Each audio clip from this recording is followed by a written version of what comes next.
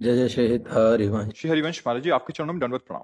महाराज जी, मैं जब जब निश्चय करता हूँ कि मैं भक्ति में दृढ़ होकर चलूंगा, तब तब मुझे बाहर की प्रतिकूलता तो नहीं, भीतर की प्रतिकूलता पूरा हिलाकर रख देती नहीं, चाहे बाहर की हो चाहे भीतर की, प्रतिकूलता या अनुकूलता दो ही आते हैं। या तो इतनी अनुकूलता आ जाती है कि भगवान को भूल जाओ, या इतनी प्रतिकूलता आती है कि धर्म से चलने से डर जाओ। अब ये खिलवाड़ तो है नहीं ना भगवान की। देखो, पहले तो ये समझना है, भगवान के भजन के मार्ग में चलने का मतलब है भगवान के पार्षद पद की योग्यता धारण करना।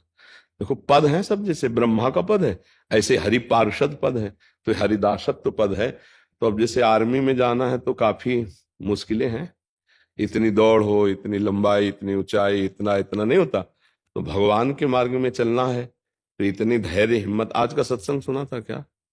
पहला श्लोक वही था कि इतने धैर्यवान बनो कि लोक में तुम्हारी निंदा हो, तिरस्कार हो, अपमान हो, तो भी तुम अपने मार्ग से डगमगाओ नहीं। इतने धैर्यवान बनो कि परिवार तुम्हें छोड़ दे, तुम्हारे शरीर की दुर्दशा है, रोग ग्रसित है, कोई पानी देने, तो भी मेरी हिम्मत नहीं टूटेगी। हम बोलेंगे राधा राधा राधा राधा राधा, तो भी भगवत प्राप्ति पक्की है नहीं। देखो, एक वो आए थे आर्मी के योद्धा, योगेंद्र सिंह यादव परमवीर चक्र। हाँ, तो अब उनके एक तरह से वो मृत प्राय हो गए थे, लेकिन उन्होंने अंतिम सांस तक के लिए अपने राष्ट्र के लिए गोली चलाई। मार बड़े बड़े तमगा और उनका आदर, तो प्राणों की बाजी लगाने वाले का ही तो पद बनता है नहीं। तो अब इतना तो धैर्य रखना ही पड़ेगा कि अंदर से चाहे हमें विकार परेशान करे प्रतिकूल, और चाहे बाहर से कोई व्यक्ति, हम अपने मार्ग में अटल रहेंगे और उसको हम परेशान नहीं करेंगे। खास बात इस मार्ग के पथिक में ये होती कि आप हमको गाली दीजिए पर हम आपको गाली नहीं देंगे, आप हमारा बुरा करें पर हम आपको बुरा चाहेंगे भी नहीं, आपका मंगल चाहेंगे।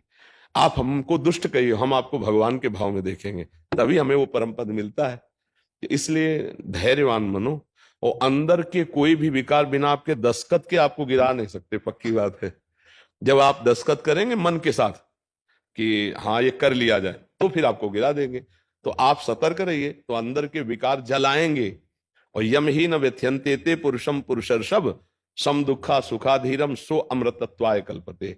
जो अंदर के द्वारा दी हुई व्यथा, जैसे काम क्रोध की व्यथा व्याकुल, उससे व्यथित नहीं होता, जो सुख दुख को समान भाव से सह जाता है, वो परम पद का अधिकारी होता है, वो अव्यय अमृत पद का अधिकारी हो। तो चुपचाप अंदर, और किसी से कहो मत कि हमें अमुक विकार, हमें अमुक परेशानी, कहने से ये दृढ़ होता है। शांत है, कैसे हो, अच्छा है, कृपा है, वो तुम्हारे मन में हो रहा है और वो जल जल के ठीक हो रहा है, बिल्कुल मत बोलो राधा राधा राधा। जो मन की परेशानी उसको वहीं रहने दो, राधा